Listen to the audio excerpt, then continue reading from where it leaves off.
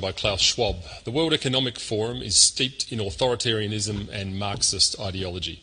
It's an ideology which is creeping into governments across the world. To quote Schwab himself when speaking about the Canadian Parliament, "We penetrate the cabinets. I know that half this cabinet, even more than half, are actually young global leaders of the World Economic Forum. It's true in Argentina, it's true in France, now with the president who is a young global leader," end quote. The World Economic Forum promotes globalist issues such as climate change, so-called systemic racism and sexism, and creating an online digital identity. However, closer inspection reveals the World Economic Forum is an anti-capitalist, anti-free market organisation that seeks to subvert Western values and political processes. And they are very organised and very well funded. Their message is designed to appear harmless when in fact the ideology that underpins it is revolutionary and destructive.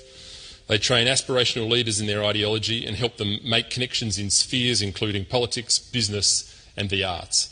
The World Economic Forum has consistently advocated for the harshest and most extreme COVID measures possible, including lockdowns, mandatory vaccinations, vaccine passports and mask mandates, despite these policies assaulting many of our basic liberties.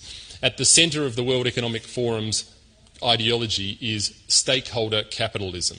Essentially, this is a theory that traditional free market capitalism ignores the dangers posed by climate change, and so the government must enforce restrictive policies to save the environment, even if that means less wealth. Why then are the forum's criticisms of capitalism always directed at Western nations rather than the great polluters such as China and India?